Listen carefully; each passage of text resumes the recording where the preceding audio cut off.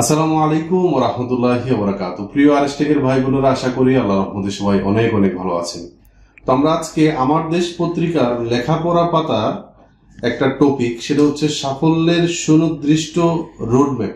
এটা লিখেছেন হচ্ছে মোহাম্মদ আশিকুর রহমান। তো ক্যারিয়ার ডেভেলপমেন্ট প্ল্যান, সিডিপি সংক্ষেপে বলা হয়। তো এটা খুবই গুরুত্বপূর্ণ, ছোট্ট করে উনি লিখেছেন আর কি।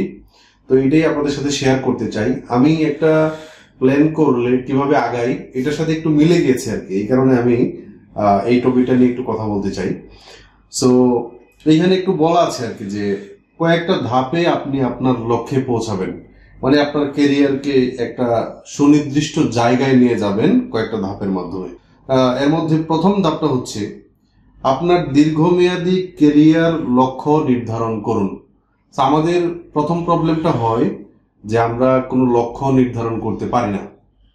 বিশেষ করে দেখেন, ধরেন আমি এই অফিসে বসে আছি, এটা একটা বিল্ডিং ডিজাইন কনস্ট্রাকশনের অফিস। হ্যাঁ, আমি যদি এই ডিপার্টমেন্টে কাজ করতে চাই, আমার লক্ষ্য এবং উদ্দেশ্য হবে কোনো ক্লায়েন্টকে, আমি যাতে ক্লায়েন্টকে স্যাটিসফাই করব, ক্লায়েন্টকে ওনার স্বপ্নের বাড়িটা নির্মাণে, ওনার স্বপ্নের অফিসটা নির্মাণে সহায়তা করব।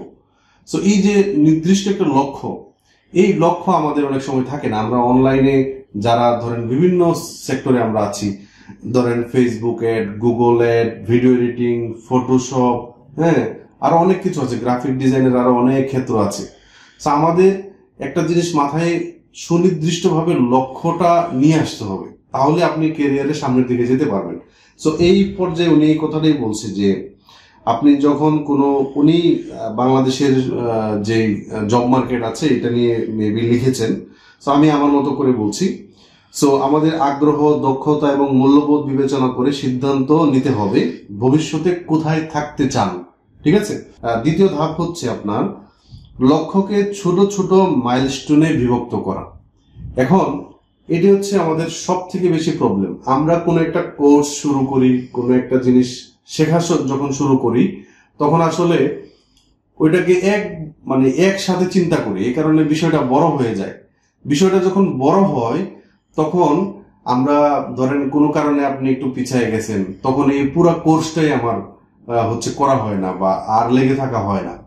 সো আপনি যদি একটা স্কিল শেখার জন্য সময়কে মাইলস্টোন আকারে ভাগ করেন এবং কাজ কি শিখবেন ওইটাকে মাইলস্টোন আকারে ভাগ করেন, তাহলে দেখবেন যে এটা আপনার জন্য অনেক ইজি হয়ে যাবে।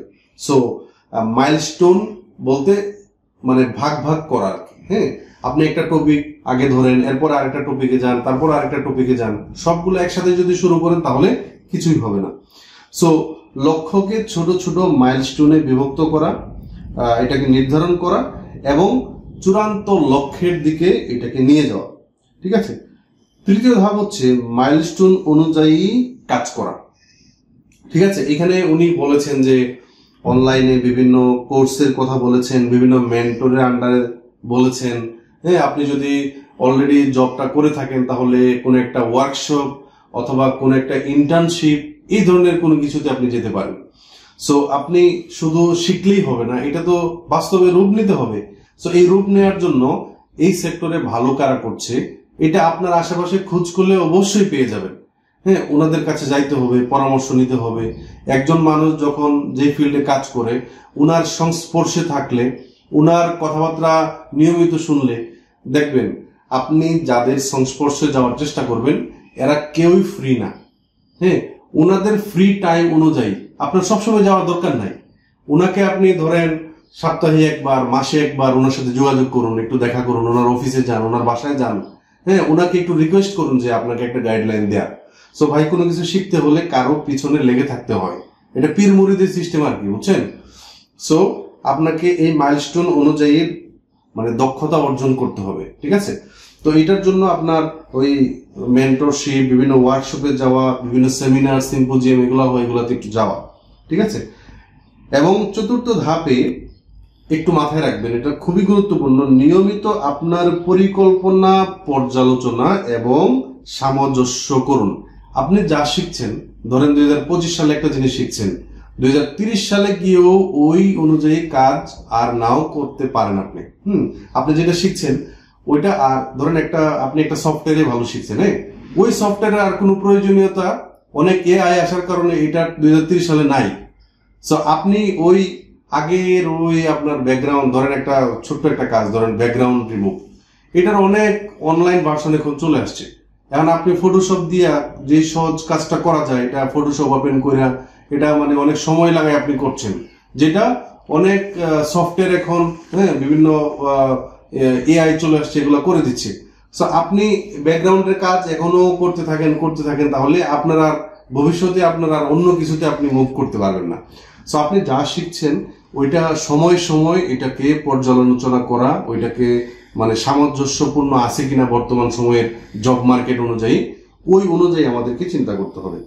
সো সুনির্দিষ্ট কেরিয়ার ডেভেলপমেন্ট প্ল্যান প্রণয়ন বাস্তবায়নের মাধ্যমে আপনি যা অর্জন করছেন, দীর্ঘমেয়াদী যেই লক্ষ্য নির্ধারণ করছেন এবং মাইলস্টোনে যে বিভক্ত করছেন, এটার সাথে আপনার প্রয়োজনীয় দক্ষতা অর্জনের পাশাপাশি আপনাকে কি করতে হবে, ওই কাজটা ভবিষ্যতের যে সময়টা আছে এই সময়ের সাথে সামঞ্জস্য আছে কিনা, নাকি নতুন করে এটাকে আপডেট করতে হবে আপনার স্কিলটাকে, এইটাও কিন্তু আমাদেরকে বাস্তবে আমাদেরকে পর্যালোচনা করতে হবে। সো এইভাবে কিন্তু একটা স্বপ্ন বাস্তবায়ন হয়। সো আমি আমার এই পর্যায়ে 2025 সালের এই সময় এসে আমার স্বপ্নকে বাস্তবায়ন করার জন্য আমি অনেক স্ট্রাগল করছি। ভবিষ্যতে যখন আপনি দেখবেন যে আমি এটা করছি, এটা মনে রাখবেন যে বা আপনি যখন কাউকে দেখছেন যে ভালো কিছু করছে, এটার পিছনে হাজার হাজার ঘন্টা, অনেক রাত, অনেক দিনের মেহনত, অনেক পরিশ্রম, অনেক থিঙ্কিং এগুলো আছে, এগুলো জড়িয়ে আছে। একটা সেক্টরে ভালো করতে চাইলে অবশ্যই আপনাকে লেগে থাকতে হবে এবং ধৈর্য ধরে সামনের দিকে এগিয়ে যেতে হবে। তো সবাইকে আবারও এই পুরো ভিডিওটি দেখার জন্য আন্তরিক অভিনন্দন।